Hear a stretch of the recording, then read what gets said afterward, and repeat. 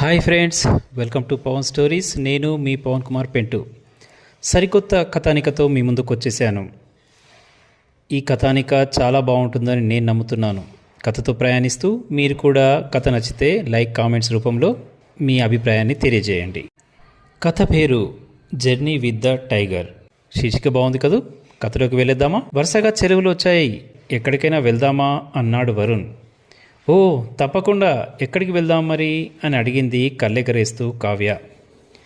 ఇంకేముంటుంది, weekend holidays అంటే మనం సాధారణంగా థియేటర్కి వెళ్ళి హోటల్లో భోజనం చేస్తాం కదా, అంతేగా అన్నాడు వరుణ్ నవ్వుతూ.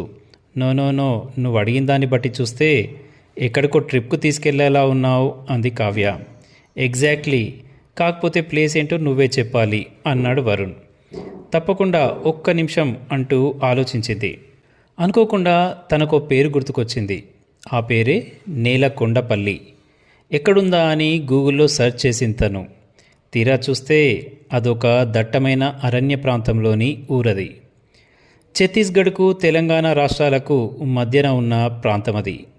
ఆదిలాబాద్ జిల్లాలో చిట్ట చివరన మూలగో ఉన్నటువంటి బెజ్జూర్ అనే మండలంలో ఉంటుంది.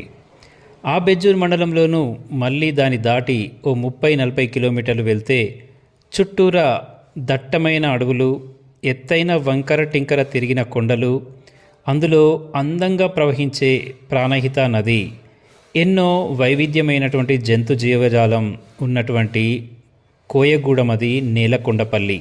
ఒక్కసారి కాలు పెడితే ఎటు వెళ్తున్నామో తెలియని అంతు చిక్కని అడవి అక్కడ. ఆ మూలలోనే ఉంది ఈ ప్రాంతం. ఇది ఓ చిన్న గిరిజన ప్రాంతం. ఏంటి కావ్య, నాకు సినిమా చూపిస్తున్నావా అన్నాడు వరుణ్. లేదు వరుణ్, ఒక్కసారైనా అక్కడికి వెళ్ళి వద్దాం.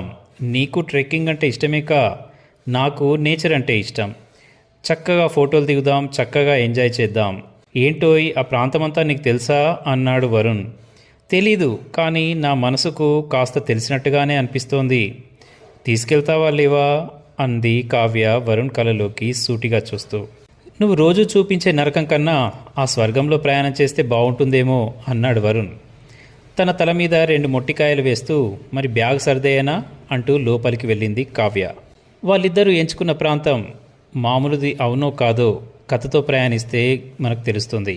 అసలు నేలకొండపల్లి ఎక్కడ ఉంది, అది ఎలా ఉంటుంది, అక్కడ ఉన్నటువంటి గ్రామంలోని ప్రజలు ఎలా ఉంటారు, ఇంతకీ అక్కడ ఈ టైగర్ అన్న పదం ఎందుకు వచ్చింది, ఇదంతా కథలోకి వెళ్తే మీకే తెలుస్తుంది.